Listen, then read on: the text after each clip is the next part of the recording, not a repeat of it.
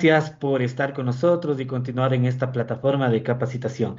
Queremos pues invitar a nuestro siguiente experto, como no, gracias a al apoyo del Instituto Azteca de México, al apoyo de las diferentes entidades quienes se han sumado, SEMUTA, Asociación de Estudiantes de Medicina del SPOCH, de la UDLA, Medical Breaks, MediQuest y nuestros amigos de Medicofi. Muchísimas gracias amigos, vamos a continuar con nuestra siguiente ponencia. Mientras tanto quiero presentar a quien ya nos acompaña en esta jornada de capacitación. Queridos amigos, vamos a llevar a cabo con nuestro siguiente experto y me permito presentarles a continuación al doctor Humberto Paredes. Él es docente de la Universidad Regional Autónoma de los Andes, UNIANDES, médico especialista en emergencias y desastres, máster en docencia universitaria, médico tratante del Hospital General Docente de Riobamba y diplomado superior en alta gerencia y administración hospitalaria. Damas y caballeros, con nosotros compartiendo el doctor Humberto Paredes del tema de manejo del choque hipovolémico en el paciente politraumatizado. Doctor Humberto, muy buenas noches, bienvenido, gracias por su tiempo. Vamos a darle pues a que comparta pantalla, que active su micrófono y poder iniciar en esta capacitación, doctor. Gracias por estar aquí, doctor. No sé si me confirma, por favor, que nos escuche y estemos todo en orden para iniciar, por favor.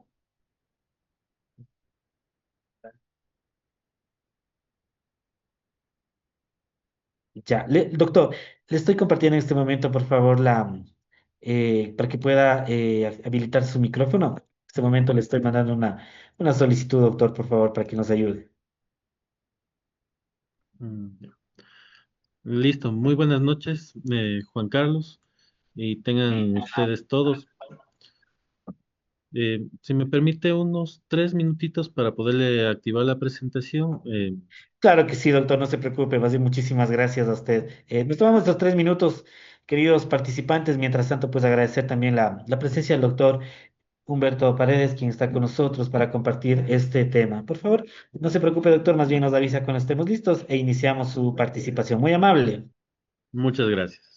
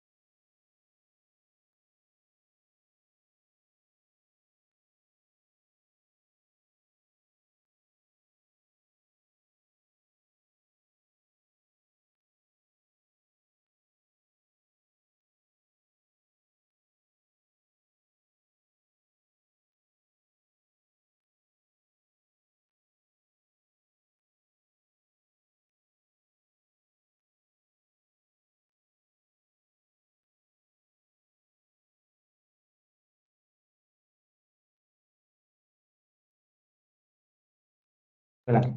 Doctor Humberto, muchísimas gracias. Si estamos ya todo listo, igual le envío la solicitud para que active el audio y podamos compartir pantalla, por favor, e iniciaríamos con usted.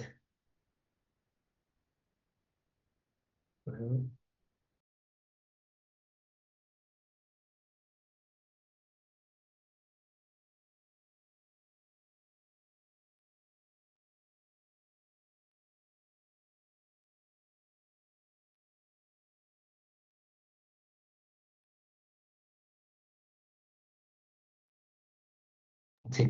Ahí nos avisa, doctor, por favor. Si podemos ver ya en la pantalla sus diapositivas, le he mandado una solicitud para activar el audio. Esta pantalla completa ya. Más bien, muchas gracias, doctor, por su Ya. tiempo y pues adelante en nuestra plataforma. Dios le pague por estar aquí. Listo, muchas gracias, Juan Carlos. Bueno, el día de hoy vamos a hablar de un tema muy importante y más común de lo que uno piensa, que es el manejo de choque hipovolémico en el politrauma.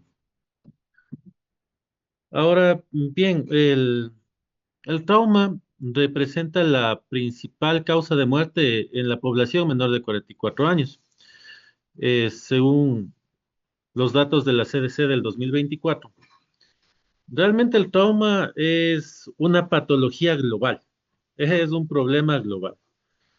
En algunas ciudades inclusive se puede decir que el- los accidentes de tránsito, las colisiones de motocicleta, eh, son la principal causa de muerte y más que nada de incapacidad en la gente. Y obviamente una parte importante del trauma es la hemorragia, ¿sí? Es este choque hipovolémico. Ahora, el choque hipovolémico es una causa de mortalidad prevenible, ya que si yo sé diagnosticar un trauma grave, si yo sé qué está pasando con mi paciente, puedo diagnosticarlo en corto tiempo, para mí va a ser un poco más sencillo manejar, ¿sí? Mi objetivo siempre va a ser darle un tratamiento oportuno a mi paciente y un tratamiento eficaz para poder solventar esta, esta complicación del trauma como es el choque hipovolémico. El choque hipovolémico ocurre cuando existe una pérdida mayor al 20% del volumen sanguíneo total. ¿Y esto qué es lo que hace? Que no llegue suficiente sangre a todo mi cuerpo, que la perfusión celular sea, esté disminuida, y esto va a terminar con la muerte de mi paciente. La hipoperfusión en órganos como el cerebro, el corazón, los riñones, principalmente, eh, van a provocar falla multiorgánica y potencialmente la muerte de mi paciente en un tiempo sumamente corto. Ahora, anteriormente nosotros hablábamos de una triada letal del trauma, que se encajaba en lo que era la hipotermia, la acidosis y la coagulopatía de consumo. Sin embargo, actualmente se está dando una nueva cara a esta triada letal. Ya no se habla solo de una triada, sino más bien de un diamante, donde la hipocalcemia está tomando cada vez mayor importancia dentro de las causas prevenibles de complicaciones en un paciente con politrauma.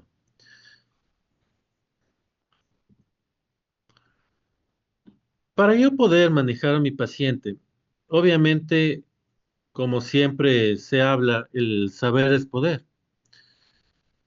Entonces, mi paciente, yo puedo estratificar de acuerdo a su grado de descompensación, ¿sí? Entonces puedo hablar de un choque hipovolémico grado 1, grado 2, grado 3 y grado 4. ¿Para qué me sirve esto? Básicamente es para yo poder saber aproximadamente un volumen que va a ser reconstituido posteriormente.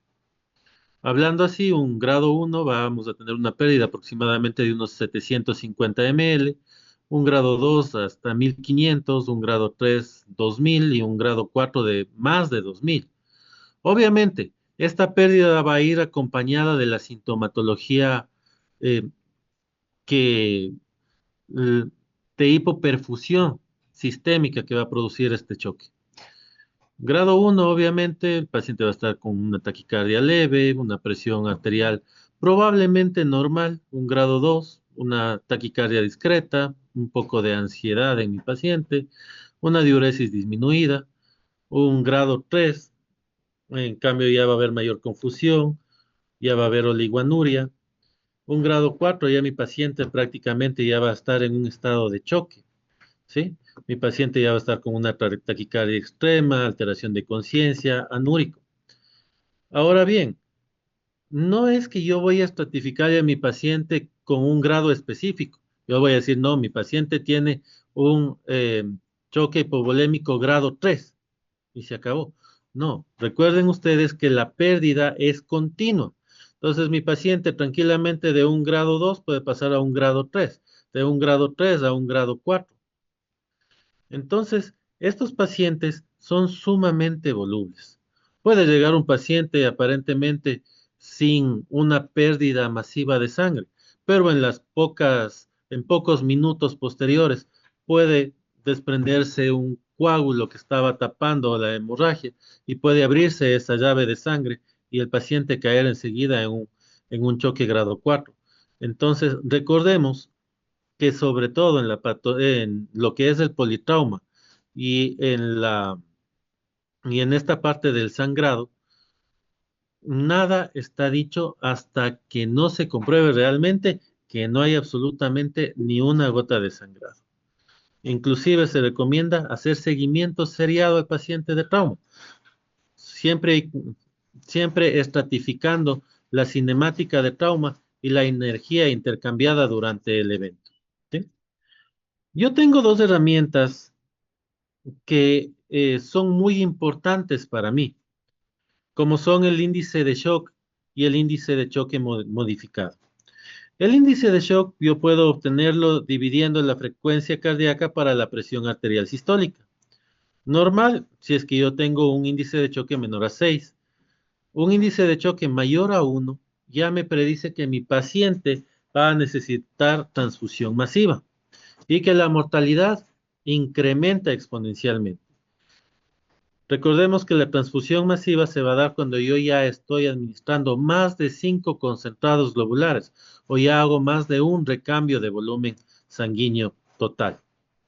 El índice de choque modificado para mí también es sumamente importante, ya que me va a ayudar al diagnóstico de un choque oculto en pacientes que aparentemente están compensados. Entonces, en un paciente con politrauma yo puedo dividirle la frecuencia cardíaca para la presión arterial media por 0,75. Y obviamente, si esto es mayor a 1, me va a predecir la inestabilidad de mi paciente en un corto plazo. ¿Sí? El manejo de mi paciente con choque hipovolémico va a comenzar con el manejo del XABCD. El manejo del XABCD para mí es la parte inicial y más importante del manejo de mi paciente con trauma. ¿Sí? Recordemos que nosotros cuando hablamos del manejo del trauma estamos hablando de un manejo sistemático. ¿Qué quiere decir esto? Que es un manejo ordenado, es un manejo secuencial, que me ayuda a manejar las causas prevenibles de un paro cardiorrespiratorio en un corto tiempo. Si yo efectúo un manejo adecuado de mi paciente politraumatizado, voy a ir reduciendo las posibilidades de que, la posibilidad de que mi paciente se vaya descompensando en el transcurso de las horas. Primero en la X tengo que controlar la hemorragia exsanguinante, ¿sí? Puedo hacer presión directa o tal vez utilizar un torniquete. Torniquete ya está avalado su uso. Realmente el torniquete se ha visto que salva vidas, sobre todo en los estudios que se han hecho durante el periodo de guerra en Afganistán, en Estados Unidos, se pudo observar que el uso temprano del torniquete salvaba realmente vidas, ¿sí? Recordemos que una hemorragia exsanguinante es aquella que va a tener un compromiso de predominio arterial, por un lado, o la que va a producir sangrado de más de 500 ml en menos de una hora, o a su vez, en el paciente que ha perdido más de un cuarto de su volemia en menos de 4 horas, ¿sí? Posteriormente voy al manejo de la vía aérea, tengo que ver que mi vía aérea está permeable, tengo que colocar un collarín cervical si es que es necesario. Si el Glasgow está menor a 8, tengo que proteger mi vía aérea ya con la orointubación. Con esto, ¿qué estoy haciendo? Estoy previniendo lo que es la hipoxia en mi paciente, otra de las causas potenciales de paro cardiorrespiratorio. Luego voy a la ventilación, ¿sí? Tengo que ver que mi paciente esté oxigenando adecuadamente sus pulmones, tengo que descartar un neumotórax, un hemotórax, un neumotórax de atención, que es otra de las causas potenciales de paro. En la C voy a ver la circulación. Ojo, como es manejo sistemático, como ustedes van viendo, voy reduciendo las causas predominantes que podrían producir un paro cardiorrespiratorio en mi paciente. En la circulación hay un acápite muy importante, donde yo, aparte de valorarle los aparentes sangrados externos que tengo de mi paciente, tengo que buscar las zonas donde mayor hemorragia puedo encontrar, como por ejemplo es el sangrado intraabdominal, ¿sí? La fractura de pelvis, e inclusive yo tengo que tomar en cuenta las fracturas de los huesos largos que pueda tener mi paciente, ya que en un paciente con politrauma todas las pérdidas suman. Qué sé yo, tiene una fractura de húmero, aproximadamente estoy hablando de unos 750 ml de pérdida en ese caso. Una fractura de fémur, aproximadamente de 1000 a 1500 ml. Entonces, solamente en esas dos fracturas, potencialmente yo puedo estar perdiendo 2300 ml de sangre. Sangre que podría comenzar a producirme un choque en mi paciente. ¿Sí? Posteriormente, valorar la escala de Glasgow en el déficit neurológico y exponerle por completo a mi paciente. Aquí hay algo en lo que nosotros, como médicos de área crítica, de área de emergencia, siempre tenemos un poco de discrepancia con la atención prehospitalaria, que es por qué no se expone al paciente, ¿sí? Entonces, la recomendación es que mi paciente siempre tiene que estar sin absolutamente nada de ropa, ¿sí? Muchas veces en la ropa se encuentran distractores porque mi paciente tuvo un sangrado externo y su pantalón está lleno de sangre y por no mancharme no le retiro el pantalón y paso por alto, qué sé yo, un hematoma en el muslo, paso por alto una fractura expuesta, ¿sí? Entonces mi paciente tiene que estar expuesto por completo y protegerlo de la hipotermia con mantas térmicas o con una bata desechable. Las cabinas de las ambulancias de la atención de eh, de atención de la prehospitalaria, en teoría deberían ser cabinas que tienen que estar adaptadas para mantener el calor a una temperatura estable. Ahora, nosotros en el área de emergencia ya hemos instaurado que dentro de la valoración inicial, cuando yo veo en la C, que es la circulación, yo tengo que realizar un EcoFast o un FAST extendido. Ahora nosotros estamos en el boom del eco a pie de cama, donde el médico debería ser entrenado por lo menos en buscar las cosas más básicas que pueden salvar la vida de un paciente.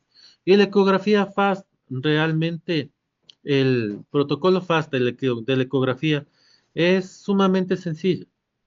Yo tengo que valorar 5 cuadrantes, si es un FAST simple.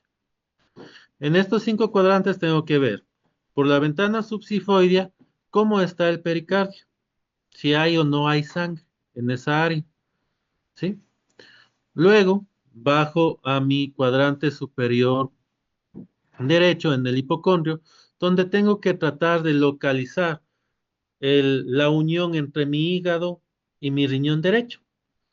Una vez que estoy ahí, si es que yo voy a encontrar en condiciones normales una interfaz clara, una liñita clara, ¿sí? Donde prácticamente si es que veo esa línea que recorre todo el polo superior de mi riñón y se une con el hígado, pues me puedo quedar tranquilo. Quiere decir que no hay líquido libre. Pero cuando esta interfaz se pierde, obviamente voy a decir que algo está pasando. Probablemente sea por un daño hepático, probablemente sea que se esté acumulando líquido en esa zona y es lo que me está distorsionando la imagen, ¿sí? Igual, posteriormente, voy a ver mi cuadrante superior izquierdo, donde voy a ver mi riñón, el interfaz que existe entre el riñón y el vaso. Obviamente, si veo una interfaz clara, pues me podré pensar que no hay líquido libre en esa área. Pero si es que ya veo que esta interfaz está perdida, algo está pasando. Ahora, cuando me voy a la fosa pélvica, cuando llego a la fosa pélvica, yo voy a encontrar mi vejiga. En el interior de mi vejiga hay un contenido hipoecogénico, ¿sí? Que es líquido. Si es que yo encuentro alrededor de mi vejiga una imagen similar al de la vejiga que se encuentra libre por ahí, pues obviamente muy probablemente va a ser líquido libre y en este sentido ya estoy pensando que hay una hemorragia interna, una hemorragia intraabdominal y el paciente potencialmente va a entrar en un estado de choque hipovolémico. Recordemos que para encontrar el líquido libre en la cavidad abdominal tengo que tener aproximadamente entre 200 a 400 ml de líquido en la cavidad. Entonces quiere decir que si yo encuentro líquido en los cuatro cuadrantes, ese paciente está perdiendo sangre en cantidades increíbles en su cavidad abdominal. Ahora, yo tengo un EcoFast positivo. A mí lo que me interesa en el EcoFast no es cuantificar el líquido libre que hay en cavidad. No me interesa encontrar qué órgano es el que está más afectado. Lo que a mí me interesa es saber si es que hay o no hay líquido libre.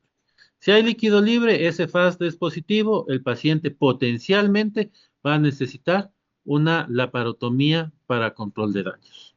¿Sí?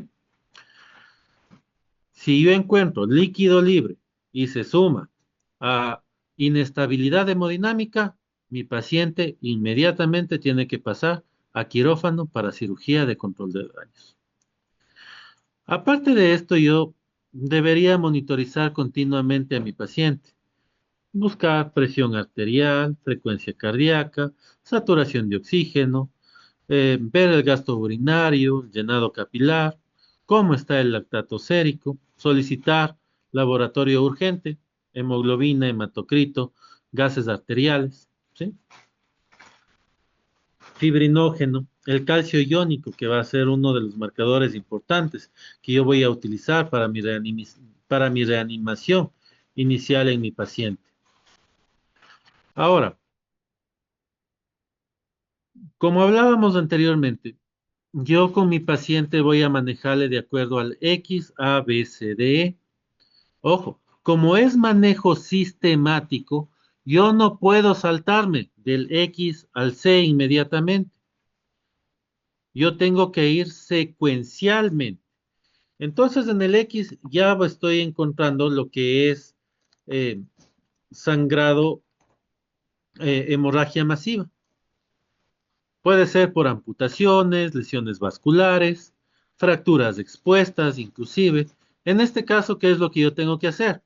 En las extremidades, torniquete. Controlo el sangrado, estoy cerrando la llave de agua, estoy previniendo que mi paciente se desangre y por ende puedo controlar el sangrado de mejor manera. Puedo hacer vendajes compresivos.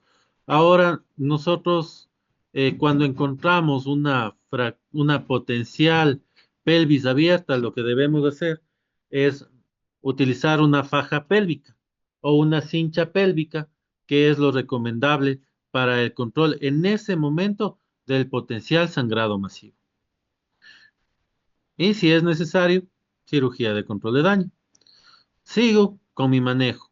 La A, la B, la C. En la C, yo ya diagnostico y localizo la fuente de sangrado, ¿sí?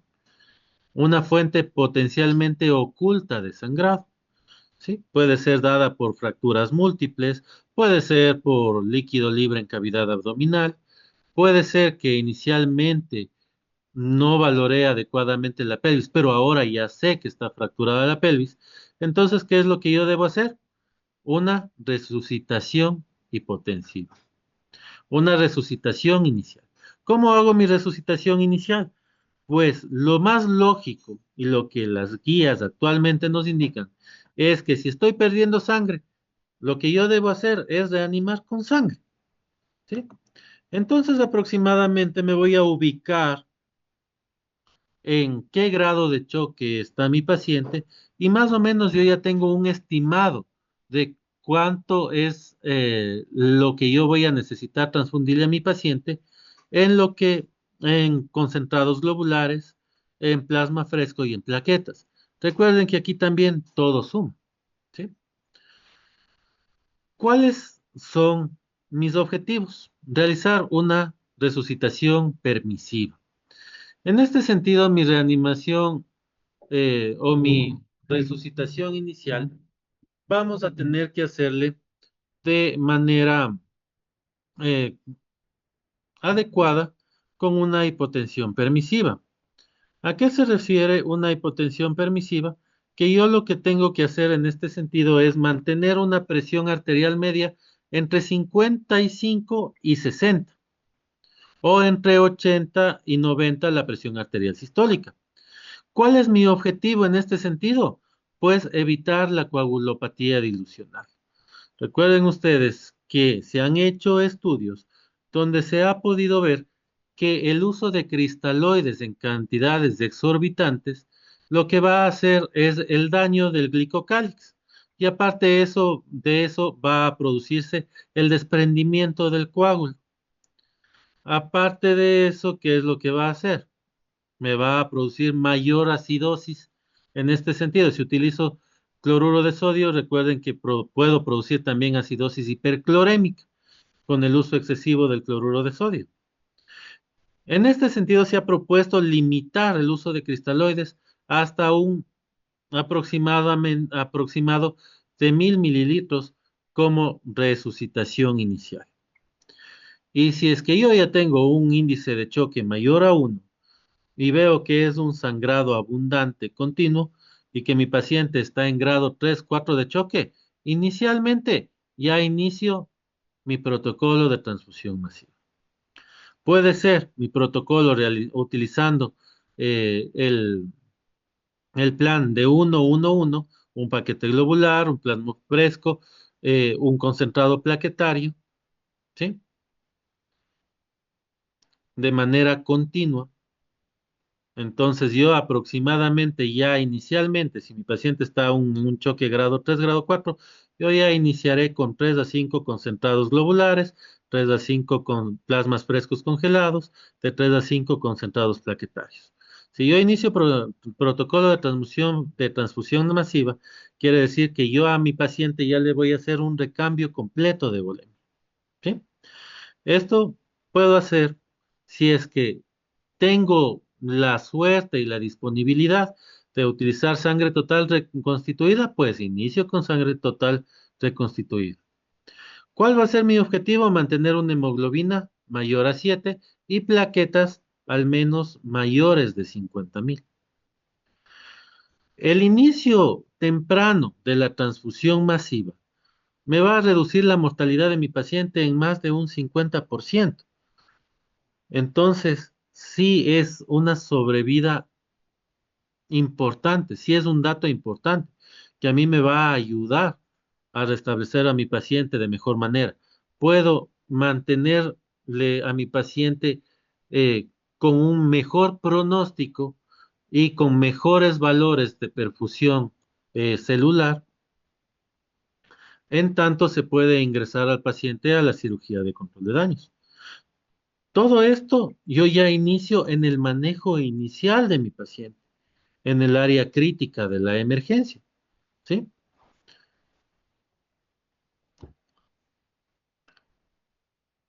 Les he traído más o menos un ejemplo de cómo sería el abordaje inicial de un paciente que yo tengo para resucitar en un paciente que esté clínicamente grave, que sea producto de un politrauma. Entonces, en la escena, el personal prehospitalaria debería iniciar el control de la hemorragia externa y, si es posible, ya tener un acceso vascular y ya notificar al centro de trauma, ¿sí? En este sentido, recordemos que un paciente que está iniciando un proceso de choque todavía tiene tono vascular periférico y obviamente la principal fuente por donde yo puedo administrar líquidos y puedo administrar sangre es por un acceso venoso periférico de calibre grueso, calibre 16, 18, de, de preferencia. El momento que el paciente llega a emergencias, al área de emergencias, yo ya tengo que iniciar con el protocolo XABCDE, la realización de mi EcoFast y la solicitud de laboratorios y activar mi protocolo de transfusión masiva. Si es que yo hoy encuentro líquido libre, mi paciente está inestable, ¿qué es lo que debo hacer? Inmediatamente cirugía de control de daños. Realizar hemostasia, control de la contaminación, el cierre temporal. Posteriormente, en un cuarto tiempo, tendrá que ir a UCI, donde se continúa con la resucitación guiada, tratar de corregir la triada letal, tratar de corregir la hipocalcemia, si ya hablo del diamante de la muerte, y tratar de estabilizarle hemodinámicamente a mi paciente. Cabe recalcar que mi paciente en urgencias y en quirófano ya se controló el sangrado activo. Quiere decir que cerré la llave y puedo rellenarle nuevamente de sangre a mi paciente. Y en un último tiempo se realizará la cirugía definitiva, donde ya se realizará la reparación anatómica una vez que se haya corregido todos los fallos de mi paciente y la coagulopatía de consumo que se va a presentar en mi paciente en un posterior tiempo.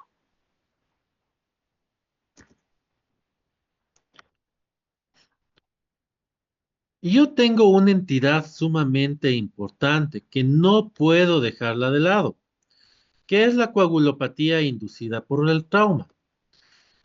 Generalmente aparece entre el 35% de pacientes con trauma severo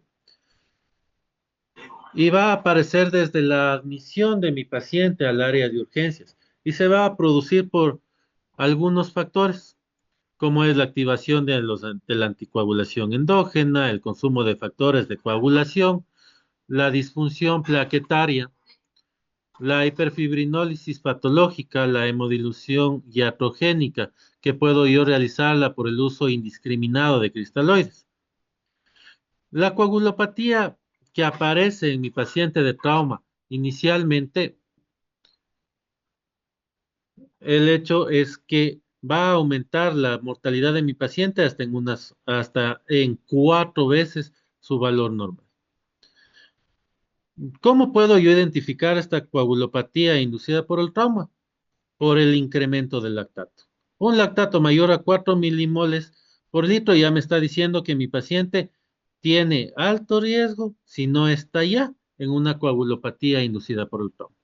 Un pH de 7,2 incrementa la coagulopatía. Y un déficit de base menor a -6, igual, ya es un factor que ya me está alertando que mi paciente está entrando en coagulopatía inducida por el trauma.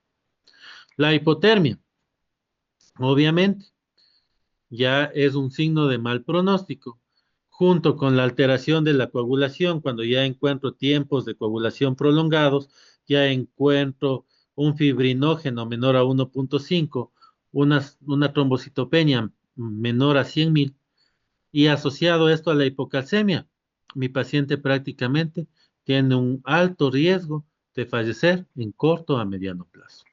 Como podemos ver, la coagulopatía inducida por trauma me está desencadenando prácticamente todo mi diamante de la muerte. Entonces, mi paciente es un paciente con un riesgo vital de mal pronóstico a corto plazo. Pero, aquí viene el pero. Yo puedo manejar esta coagulopatía o puedo prevenir esta coagulopatía mediante el uso de algunas técnicas. Primerito, evitando el uso de cristaloides de forma indiscriminada. Segundo, se recomienda ya el uso de ácido tranexámico de manera temprana. El primer gramo eh, debe ser administrado de preferencia dentro de las primeras 3 horas. Pero si es que yo lo hago dentro de la primera hora posterior al trauma, la mortalidad se va a reducir en al menos un 30%. Esto me lo dice el estudio CRASH 2. ¿Cómo utilizo yo el ácido tranexámico? Puedo diluirle 1 gramo en unos 20 ml o 100 ml de solución salina y le administro en 10 minutos.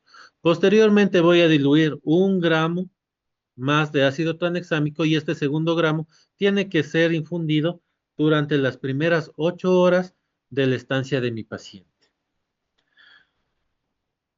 Yo puedo utilizar crioprecipitados. ¿Para qué? Para mantener mi fibrinógeno entre 1.5 a 2 gramos por litro. Si es que tengo la ventaja de tener fibrinógeno a mi disponibilidad, pues voy a administrar de 3 a 4 gramos de concentrado o aproximadamente 10 unidades de crioprecipitados si, si mi valor de fibrinógeno es menor a 1.5. Puedo utilizar también complejo protrombínico si es que tengo la suerte de utilizarlos de 25 a 50 unidades, de 25 a 50 unidades internacionales por kilo en coagulopatía refractaria o en pacientes que hayan tenido una anticoagulación previa a la exposición al trauma. Y también reponer los factores vitamina K dependientes. Es ahí donde entra el uso de, de los eh, plasmas frescos congelados. La cirugía de control de daños siempre va a ser mi principal aliada para el control de la hemorragia. Siempre ha habido la discusión de qué es primero, la cirugía o la compensación en el área crítica. Pues la cirugía es la principal arma que yo tengo para mantenerle con vida a mi paciente.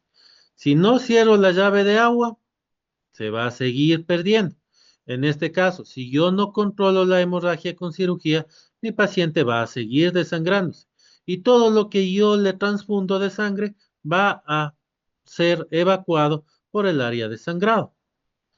Por eso el principal objetivo de mi cirugía de control de daños es el control rápido de la hemorragia. El cirujano, mediante sus técnicas, mediante su preparación, va a realizar su ligadura vascular, el empaquetamiento hepático, la esplenectomía en caso de ser necesario, clampeaje aórtico temporal en el peor de los casos. Y esto va a ser realizado en minutos. Entre 60 y 90 minutos se supone que va a llevarse una cirugía de control de daños. Va a hacer el control de la contaminación mediante suturas, derivación de lesiones complejas, lavado peritoneal. Luego van a realizar un cierre temporal abdominal mediante terapias de vacío, la bolsa de Bogotá. Mi principal objetivo en este sentido va a ser prevenir el síndrome compartimental y posteriormente va a ser llevado a terapia intensiva donde va a ser, se va a realizar la corrección de todos los fallos de mi paciente, mantenerle todos los normos posibles, normotérmico, normoglicémico, normoxémico, mantener un pH adecuado, mantenerle a mi paciente con factores de coagulación dentro de parámetros adecuados y en un tiempo posterior, aproximadamente entre unas 72 horas, ya una vez que mi paciente tenga una fisiología normal, ahí sí realizar la cirugía definitiva.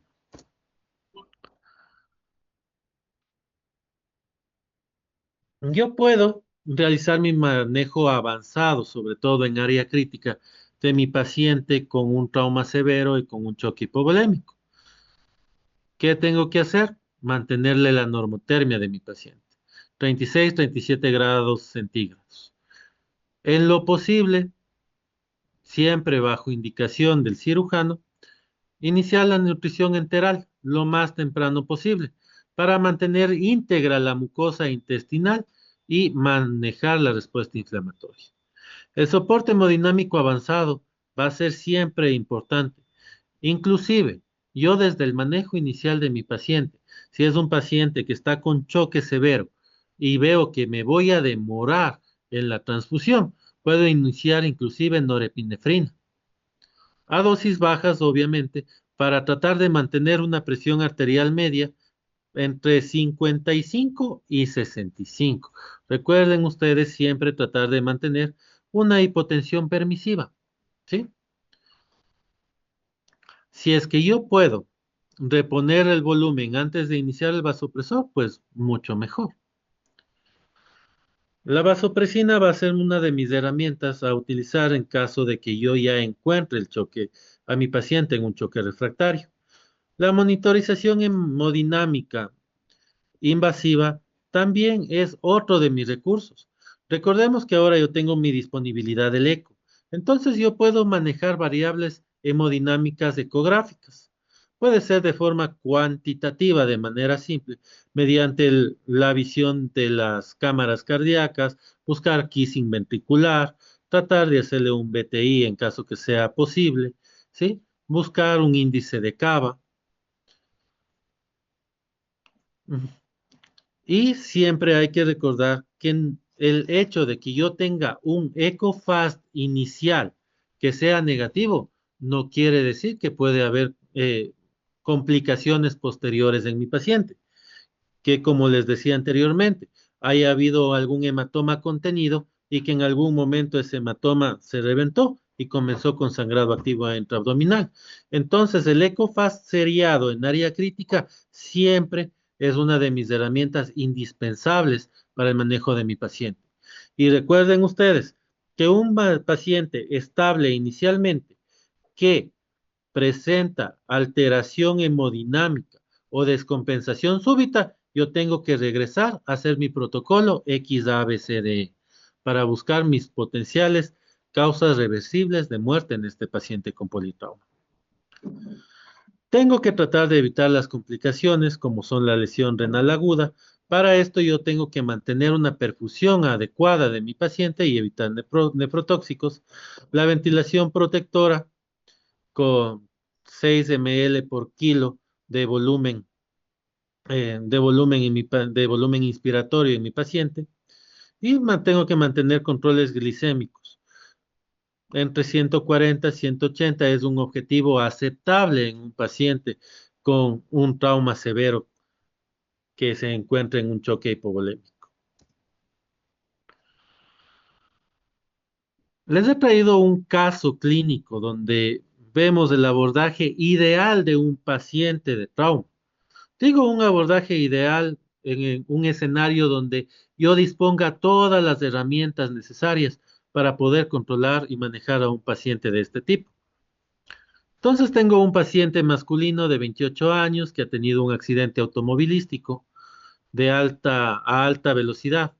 Obviamente, si es a alta velocidad, la energía implicada en este evento es una energía sumamente alta, es una cinemática de alta energía donde mi paciente tiene un trauma abdominal cerrado, una fractura de pelvis, un hemotórax derecho, tiene fractura femoral bilateral. Entonces, con todas estas lesiones, yo ya asumo que mi paciente tiene una pérdida sanguínea sumamente alta.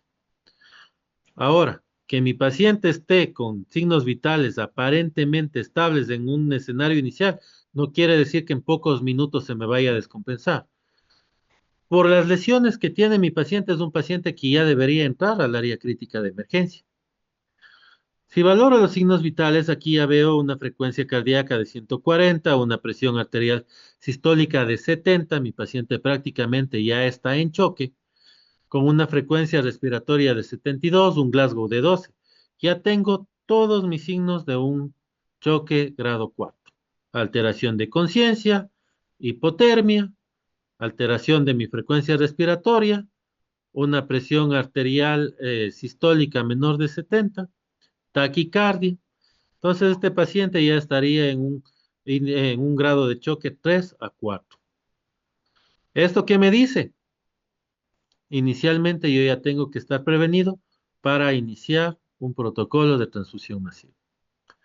¿Cuál es mi manejo integral que yo debería hacer?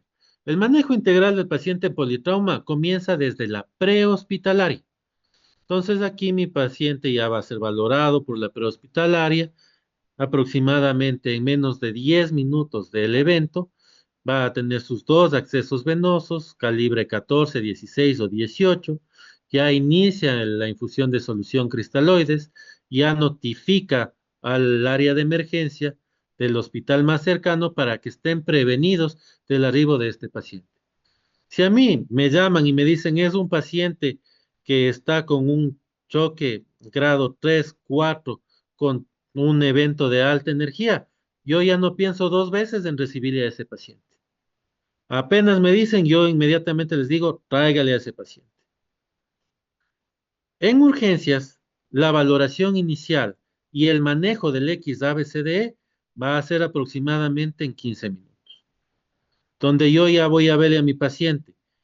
Voy a valorarle la X si es que tiene alguna lesión exsanguinante y no se ha colocado un torniquete, qué sé yo, pues yo lo hago.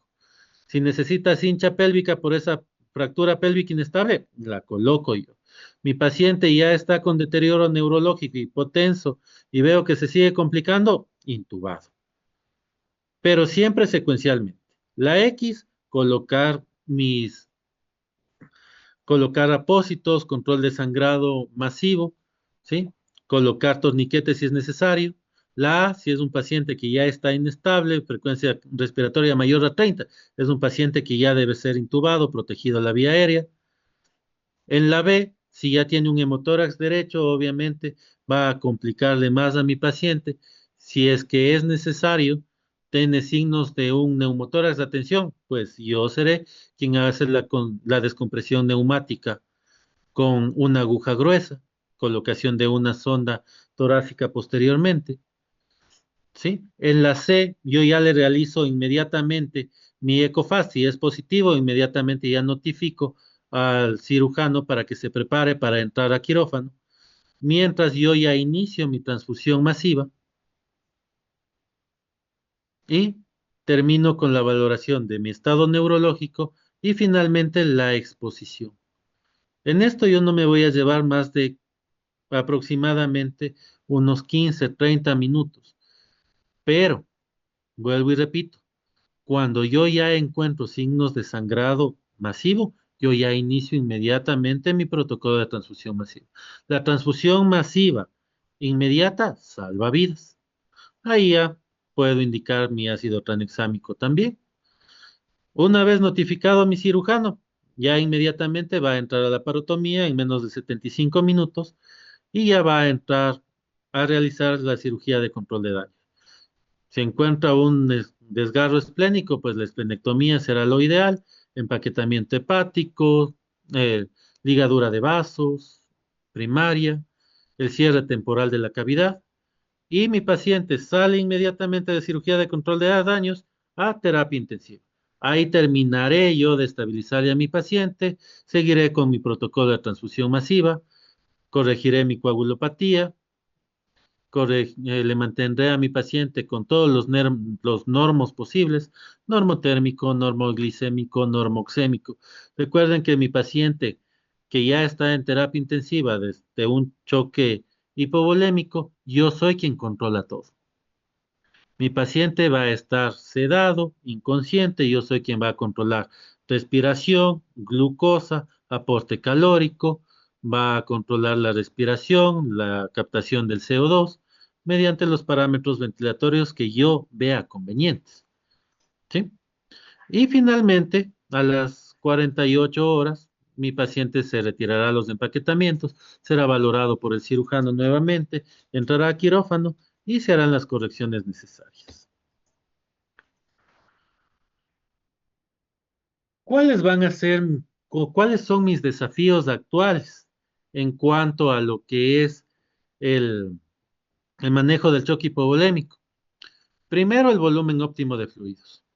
Nosotros tenemos que individualizar el tratamiento.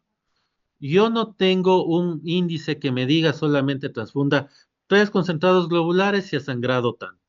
Si encuentro sangrado abdominal, transfunda solamente 4 concentrados globulares. No. Recuerden ustedes que reanimación inicial es sumamente fluctuante. Todo va a ser de acuerdo a mis variables hemodinámicas y a mis constantes vitales que yo encuentro en mi paciente. Otra de las preguntas que siempre se ha mantenido es ¿cuándo cambiar de hipotensión permisiva a resucitación completa? ¿Cuándo yo debo ya mantener una presión arterial media mayor a 65? ¿Sí? Esa es otra de las premisas. Entonces, en teoría, yo debería mantenerle a mi paciente con una presión arterial media mayor a 65 cuando tengo un daño cerebral, cuando tengo un trauma cráneoencefálico grave, como un factor de neuroprotección, o posterior a la cirugía de control de daños.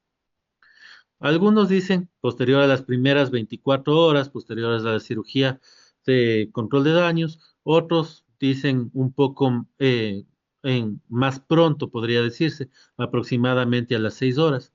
Eso todavía está en validación, pero se supone que la hipotensión permisiva mejora el pronóstico de vida hasta en un 50% del paciente, hasta en un 50% en las primeras 24 horas.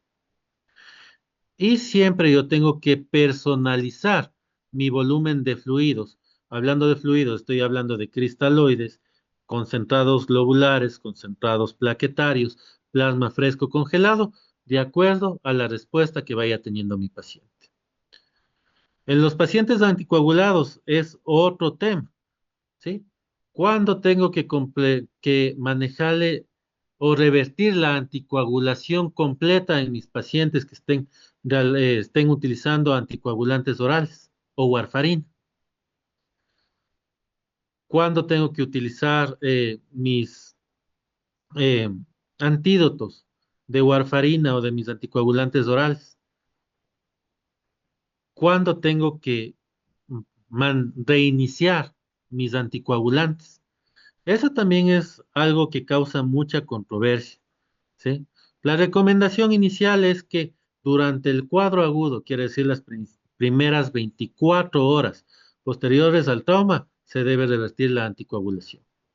Y aproximadamente una vez que ya se vea que el sangrado se ha detenido aproximadamente entre las 24 y 48 horas, mantener a mi paciente isocoagulado, no anticoagulado, ¿sí? Y yo siempre tengo que individualizar a mi paciente, balancear el riesgo hemorrágico al trombótico. Las tecnologías actuales me están dando una ventana, me están dando una opción de manejo en cuanto a lo que es mi paciente agudo. El uso del eco portátil, de la ecografía al pie de cama, créanme que es una de las herramientas más importantes que yo he encontrado en estos últimos años para el manejo de mi paciente crítico y aún más en paciente con choque hipovolémico. Prácticamente yo estoy controlando ahí a mi paciente de forma fácil, sencilla y rápida cuánto de líquido estoy administrando, cómo va la respuesta al volumen que estoy infundiendo. Voy valorando con el eco si es que incrementa la cantidad de líquido libre o se mantiene, ¿sí? Los biomarcadores de lesión tisular, como la troponina, el péptido natriurético, también son otros marcadores que están tomando importancia. Aún no han sido indicados como marcadores de alto valor diagnóstico o pronóstico, pero sin embargo ya se están incluyendo dentro de lo que es el manejo del trauma. La tromboelastografía realmente está tomando gran importancia en el manejo del trauma inicial. En cuanto a la edad, cabe recalcar que las edades extremas de la vida, tanto la niñez como en el adulto mayor, eh, tienen cambios fisiológicos que me van a dar una reserva limitada en cuanto a lo que es su respuesta al trauma. El uso de la polifarmacia es otra de las cosas que de una u otra manera, altera el comportamiento de mi paciente. Entonces yo debería, de acuerdo a esto, tratar de adaptar los protocolos a las necesidades de mi población. Si mi población de trauma es esencialmente adultos mayores, pues tendré que adaptar eh, mi manejo a este grupo etario.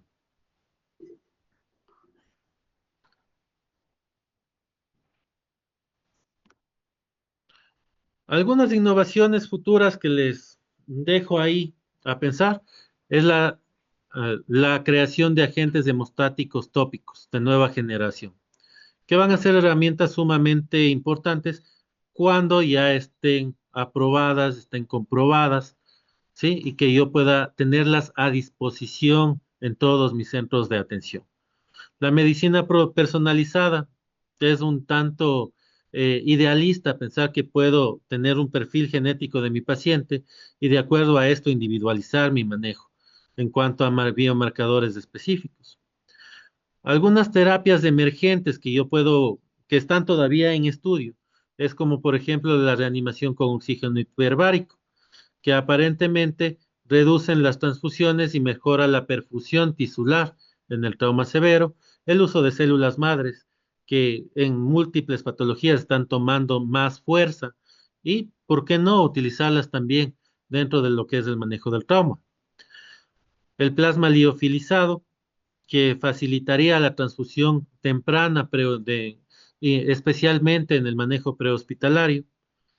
Y se ha visto que hay algunos estudios que están viendo, que están valorando la eficacia del plasma liofilizado sobre el plasma fresco congelado. Y la resucitación con sangre tibetana, que también es otra opción. El uso de sangre total fresca del propio paciente, recuperada, filtrada, que va a prevenir en cierta forma eh, la exposición a enfermedades de los donantes o a su vez a reacciones anafilácticas tempranas o a complicaciones a corto plazo.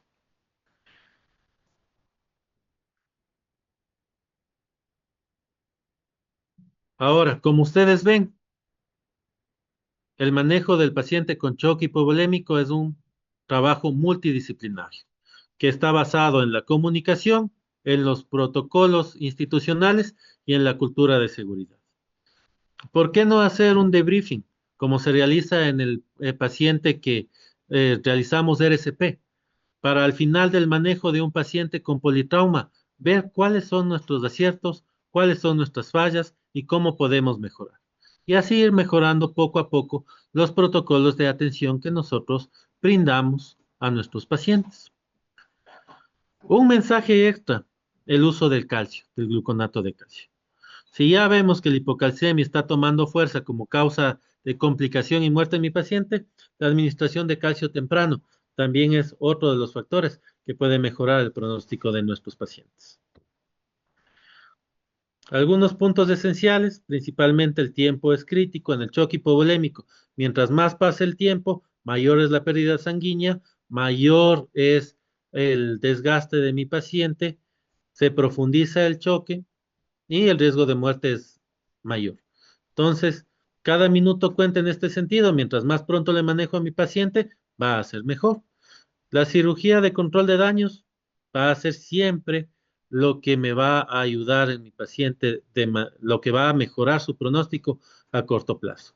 La hipotensión permisiva, el control de daños de las hemorragias, el control de las hemorragias exsanguinantes y la cirugía hemostática siempre son mis principales armas para el manejo del choque hipovolémico. El trabajo en equipo, una buena comunicación entre los servicios prehospitalaria, área crítica de emergencia y cirugía es indispensable para el manejo. Un solo médico no puede salvar una vida, pero todo su equipo, todo el equipo multidisciplinario va a hacer que esto sea más fácil, más llevadero, que sea más organizado y que mi paciente tenga mejor sobrevida. Y obviamente yo tengo que mejorar continuamente mi, mi atención al paciente crítico. ¿Cómo puedo hacer esto? Con la valoración de mis protocolos, con la revisión de mis protocolos y aprender de cada caso que yo tengo. Algunas bibliografías que les dejo ahí para que puedan revisar lo que es el manejo del choque hemorrágico traumático y no me queda más que agradecerles por la atención prestada y también agradecer por la invitación que me han hecho para este tema. Muchas gracias.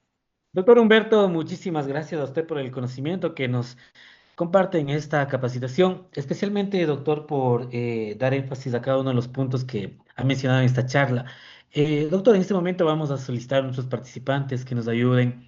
Si tienen alguna duda, inquietud, mediante la plataforma de Zoom o YouTube, para que nos dejen las inquietudes que ellos tienen respecto a la ponencia de usted.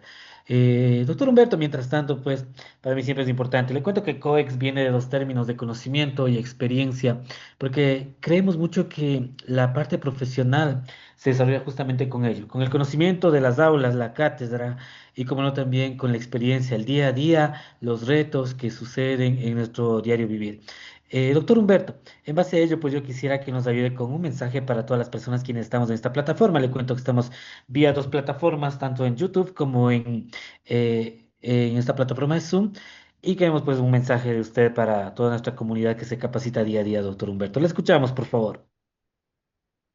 Bueno, eh, la formación continua es la base para el crecimiento profesional de un médico.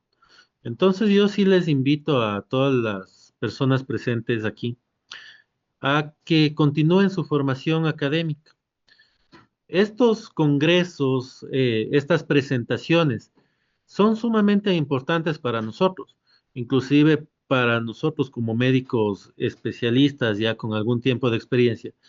Cada vez vamos encontrando algún punto, algún detalle que tal vez no lo conocíamos, pero que sí va a marcar la diferencia entre la vida y la muerte de mi paciente.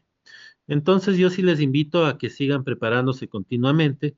Eh, como estaba mencionando Juan Carlos, el conocimiento y la experiencia que nosotros podemos compartirles en estos escenarios va a ser de gran valor en el futuro para su desenvolvimiento en tanto hospitalario como personal.